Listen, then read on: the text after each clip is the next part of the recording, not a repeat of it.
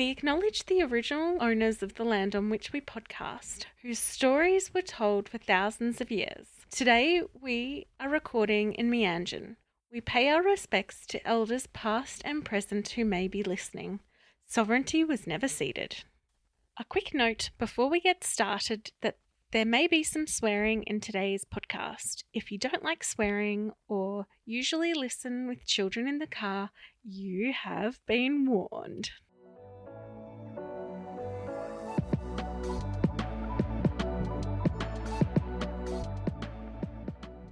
You're listening to What in the NDIS, the News, a podcast where I, Hannah Redford, and my friend Sam Rosenbaum discuss all the hot topics out of the NDIS. Hey, loyal listeners, we now have a Patreon. If you are interested and able to support the ongoing production of this podcast, please take a moment to check it out. There will be a link in the podcast description and on our socials. Patreon is a subscription service where content creators like us can be directly supported by fans like you. Thank you for your consideration. Hey Sam, how are you going? Hey, good thanks, Hannah. Yourself? Yeah, good. I had an enjoyable night on Friday night at Connect Fest with you. Yeah, it was a great little event, and I loved the balloon lady giving us our little hats. Yes. Yours was quite colourful and tall. That was flamboyant and extravagant and ridiculous all at the same time. It was fantastic. For those at home, Hannah and I went to a Connect Fest run by the wonderful Karen Lorenzon, who we had in one of our episodes. And I was talking with one of the children's entertainers out the front, and Hannah and I were sitting at the event together, just sort of enjoying the pre-networking part. And we was watching her out the window make these balloon hats, and she just kept on adding more and more balloons and more and more things to it. And there was like little white small balloons with little eye boggly eyes at the end of it, and then next thing you know there's a light involved, and Hannah and I are just chatting ourselves going, this is ridiculously elaborate. And next thing you know, she's walked in and found me and gone, here's this for you, which just added some more of the ridiculous of my outfit, which at that point in time was a two-piece short and t-shirt jelly bean printed multicolored atrocity. Loved it. Loved my colorful It was outfit. amazing. It was something to behold. That's for sure. But yeah, this hat just definitely made for the piece. I'm pretty sure there are photos floating around on Facebook and LinkedIn for those social stalkers out there. Oh, yes. And the photos are quite amazing. That they are indeed. But yeah, no, it was a great night. It was a good little gathering. Great contacts, great providers there. Great little event that Karen runs. Yeah, I've been really loving her Christmas series. I think they've been fantastic as a way to wrap up the year and have a bit of a drink with those that we have become acquainted with, and Yep. it's been great. Yeah, it's been a wonderful vibe. So today we're bringing the news. So the NDIS released its quarterly report, which is always fun. So here are some quick fire stats to get us started. There are now 631,529 participants on the NDIS. Wow, that's a pretty decent number there. Lots of participants looking for lots of supports. Participation in the community and social activities and work have increased by 7 and 11% respectively. Participant perceptions of whether the NDIS has helped have risen across the reporting categories, including participants who feel positively about the choice and control the NDIS has helped with is up to 77% from 67%. So that's quite an increase. Then satisfaction across the 4 stages of the NDIS planning process has risen very slightly overall. Average Plan budgets have increased by 15%, which is good news for participants. And interesting because they said plan budgets would only increase by 8%, which was a reduction from 16% as their target.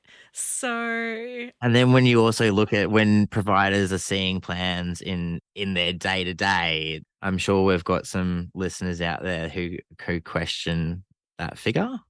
But that has to mean some people are definitely getting more supports at least, hopefully. total scheme payments continue to increase due to both increased participant numbers and higher average cost per participant. So that may be part of it.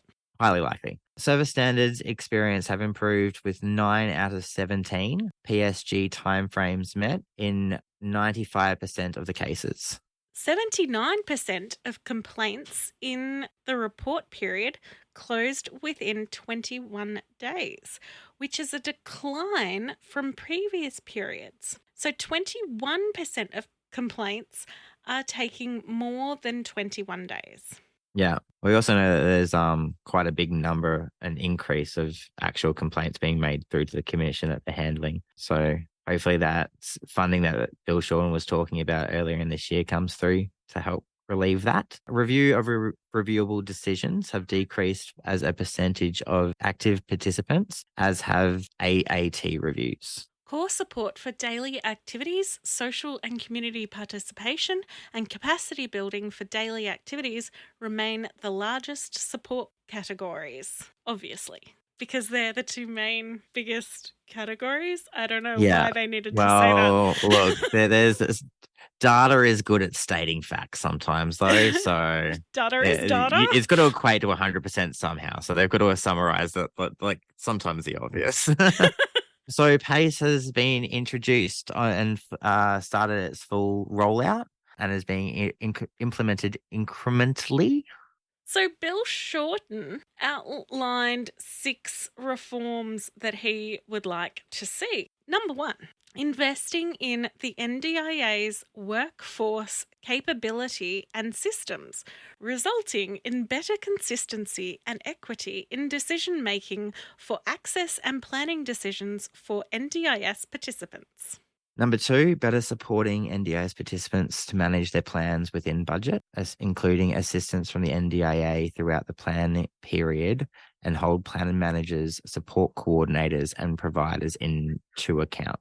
Number 3, implementing a new lifetime planning approach to ensure plans are more transparent and flexible for life events. Number 4, improving the way the NDIA provides supported independent living or SIL, and to ensure participants receive the right NDIS funding for home and living supports as they need to live as independently as possible. 5, supporting participants to make purchase decisions to buy the right products or services to meet their needs, including through preferred provider panels and the use of support coordinators. Well, you'd need to give us more support coordination hours to start with if you want us to do more work.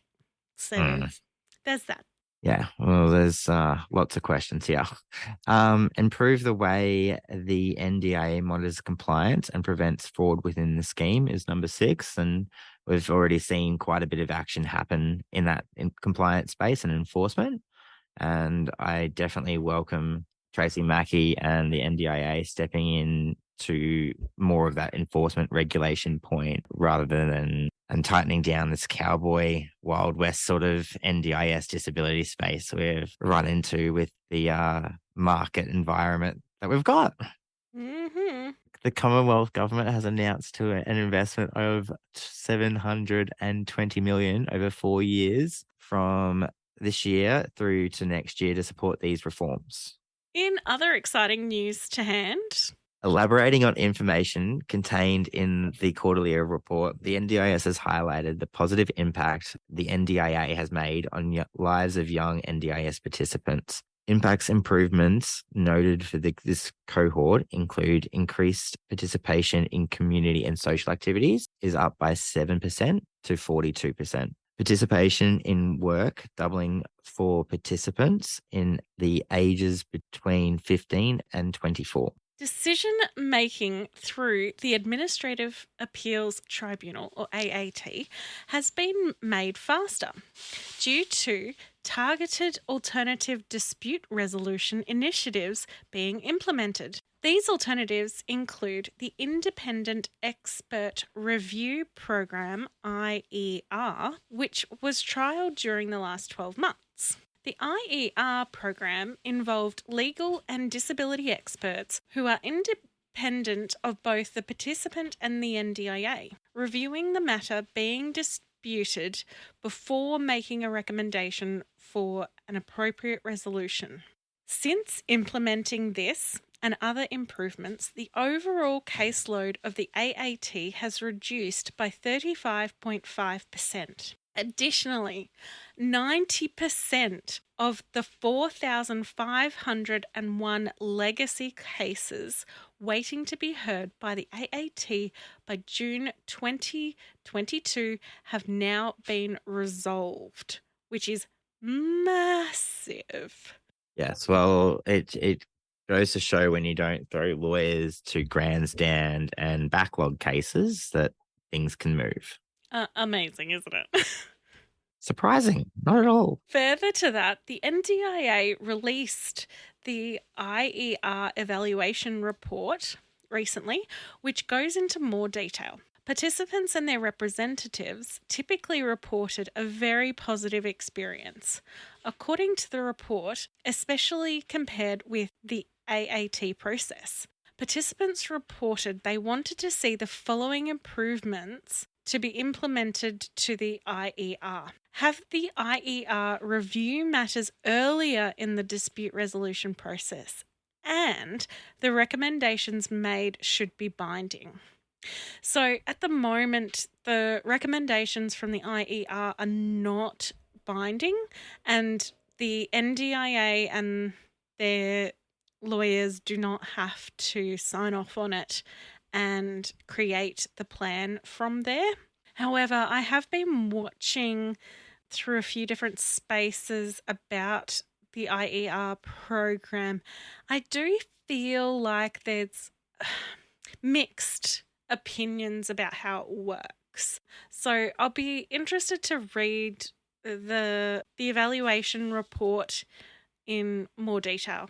The NDIS Quality Safeguards Commission has escalated its regulatory responses to NDIS behaviour support providers who do not comply with the requirements of the NDIS Act and related rules. Scrutiny is focused on the reduction and elimination of restrictive practices in the development of behavioural support plans, and the new regulated restrictive practice summary and protocols document is available on the NDIS Commission website.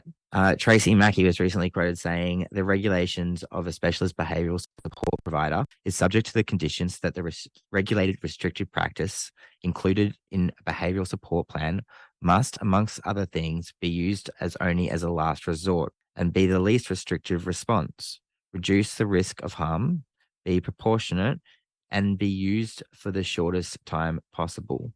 Providers who breach conditions of their registration by not meeting any of these requirements will be held to account and may be subject to compliance enforcement action." In a recent letter on the 23rd of October this year, the acting deputy commissioner advised all providers that the NDIS Commission has escalated its complaints and enforcement approach and urged all providers to take immediate action to ensure compliance with the rules about unauthorized, regulated, restrictive practices, which has been quite evident in the last couple of months in news articles and enforcement action taken by the NDIS Commission. There are over 3,000 providers registered to use regulated restrictive practices. Common contraventions include failures to 1. Authorize restrictive practices in accordance with the authorization process. 2. Develop a behaviour support plan within the time frame. 3. Lodge a behaviour support plan with the Commission. 4. Use restrictive practices in accordance with behaviour support plan. 5. meet requirements for how a behaviour support plan is developed, and meet requirements for contents of a behaviour support plan. Which is kind of ridiculous because these are all basic compliance mechanisms. And if they're common conjunctions, that means a lot of the 3,000 providers out there are making really bad mistakes. Yeah.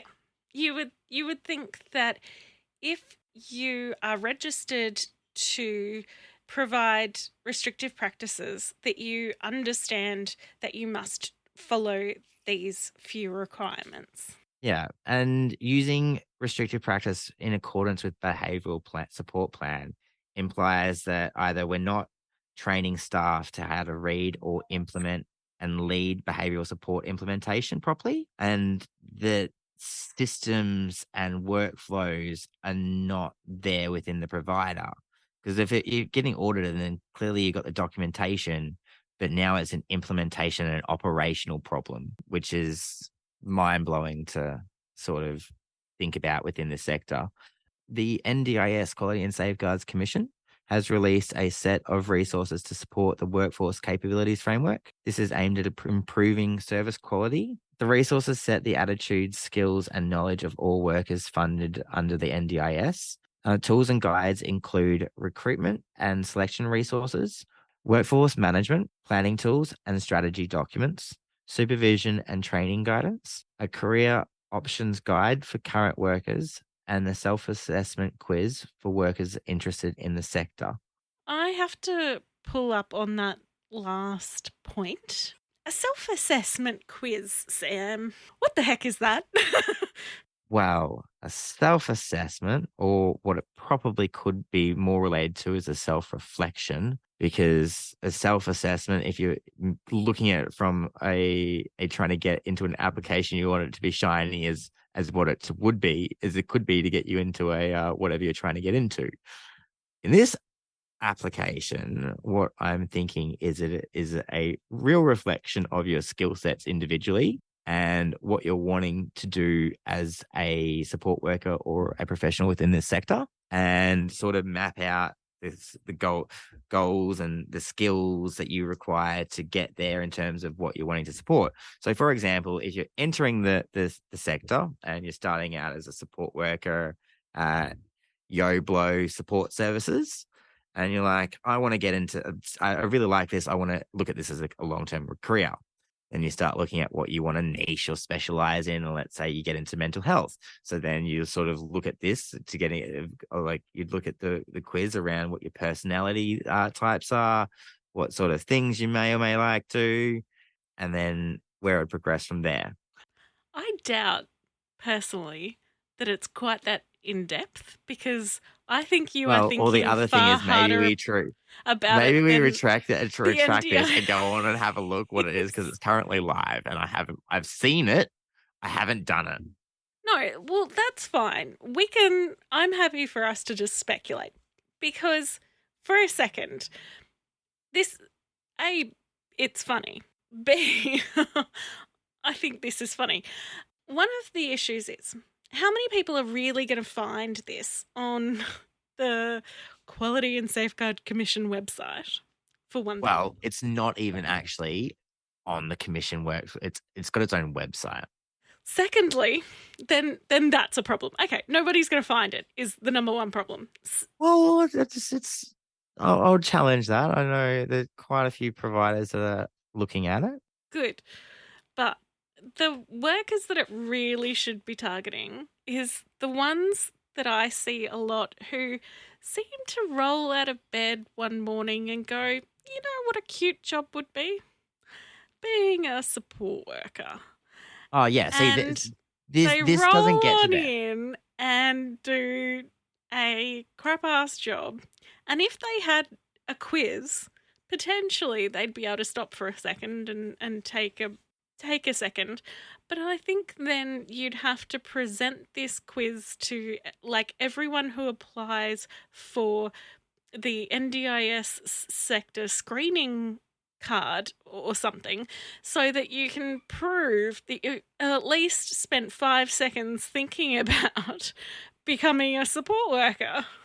Well, the part of the top point there, recruitment and selection resources. This also needs to the providers need to think about this same point because when you or participants as well, when you're looking at engaging a support worker, hiring a support worker, contracting a support worker, whatever it may be, these are sort of things that you need to be thinking about as well to ensure that they're suitable or compatible for your organization, for your support circle. It just goes a long way, but for that type of profile of support worker that you're mentioning is unfortunately going to be the proactive type to jump onto the workforce capabilities framework, find the self-assessment quiz and run through it in the first place. Mm, What providers possibly need to do is start thinking about how they question have a look at the quiz themselves, mm. see where they sort of fit into it, and then look at some of those questions and how you can apply your recruitment and selection process to apply some of that thought process as well. The next news item is providers need to move to the new pricing arrangements for group based social and community participation supports by the 31st of December or the 1st of January, really. A series of presentations, which are available in the episode notes, have been developed to help providers move to the new pricing arrangements. Also, they have been trying to do this for the past 2 years. So if you have not been able to wrap your head around it by this point, I think you should stop providing group based community participation supports because we can't help you at this point. Yeah, the cutoff and the transition period has been very generous. There's a lot of providers are already working with it, and they're seeing some real benefits in their processing, in their funding model. So it is a beneficial thing to really start wrapping your head around. Participants, if your provider hasn't jumped the transition yet, there are sort of some changes that you'll see there where it comes to non-face to face costs and how they charge for center-based fees. So, have a chat with your provider there about what those changes look like for you if you don't understand them and what they actually are essentially. The NDIS SDA calculator has been updated. There are no longer separate calculators for legacy existing stock and new build SDA. They've all been merged into a singular calculator available on the NDIS website. For anyone not familiar with the calculator, it sets out a determination for maximum and reasonable rent contributions, or MRRC, and funding amounts for shared living arrangements. This is great. I'm glad they're trying to make it easier for SDA providers because that's, Everything to simplify people's lives is always good. yes. Our favourite document, Sam, the PayPal or the pricing arrangements and price limits document has been updated on Tuesday, the 28th of November. It has an improved pricing arrangements for some travel costs. These include extra support items for provider travel, non-labour costs, which will allow participants to use core budget support when the capacity building funds are not flexible or available. The NDIS has updated the PAPL to explain how this item allows a participant to pay a provider to transport them to an activity even if the activity is not considered a support. For example, driving the participant to work. Interesting news, though, in recent events in compliance world. 2 people have been charged and barred from delivering supports to NDIS participants after fraud investigations by the Fraud Fusion Task Force, or the FFT, which is the task force including the NDIA and Australia Federal Police. This follows an NDIA, so an agency staff member, being arrested and charged after a investigation revealed they had disclosed protected agency information to a third party. This has been classified as a data breach by the NDIA. The information disclosed included following details of participants' records on the NDIA systems, which included full name, date of birth, gender, and address. There are also some cases where additional information was disclosed. This relates to participants and their related parties, which is a massive, Massive concern yeah, and breach of trust that we all have in the workforce at the NDIA to keep our stuff to themselves and, a whole yeah. bunch of things. It's really very scary. The other scary part about this is there is a connection between two of the people that were staff of the agency having interest in a provider. So not only are they working for the agency, they have interest in an actual NDIS provider as well, which from what I can understand is where some of the information may have been leaked to.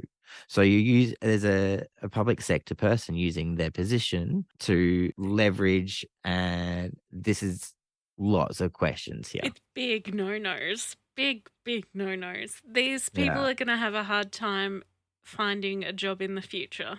And I'm sure that this will sort of unravel quite a few more things that have yet to come out of the work, but we'll see what the task force has to disclose when they have finished their investigations. Yeah. Now, Sam, Bill Shorten's going to make an address soon on the 7th of December. Can you tell me a little bit more about it? Yeah, he's running a press club address on the 7th of December around lunchtime Eastern Standard Daylight Time. So there's lots of speculation at the moment that this is when they're going to release, or should likely be confirming when they'll release the NDIS review, and maybe a look in at to when we will expect some response to the recommendations from the government.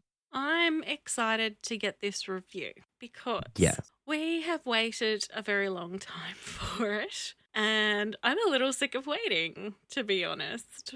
Yeah, understandable. And I think, well, it's probably a good thing that we had Bill Shorten and the Labor government come in, because we could have been waiting a little bit longer for this. But overall, we'll see. Sort of have to still wait and see what happens. Hopefully, it's some good news. Yes. Well, I'm sure there will be mixed responses all around. There will be, as any sort of thing, some good, some bad, some ugly, some really good. So we'll just sort of have to see where things lie within that. And we will bring you that as soon as we can after the 7th of December. Well, I think that's a wrap for today, Hannah. Yeah. Awesome. So I think that's a wrap for today, Hannah. Well, were we not signing Thanks. off? Are we? Yeah. Thanks for reading the news with me, Sam. It was fun, Hannah. I always love a good news segment. Yeah. And being able to talk to yourself. Indeed, as always. And we'll see you on the next episode. Yes. Bye. Thank you for listening. Please share with people you know. Until next time, as the Green Brothers say, don't forget to be awesome.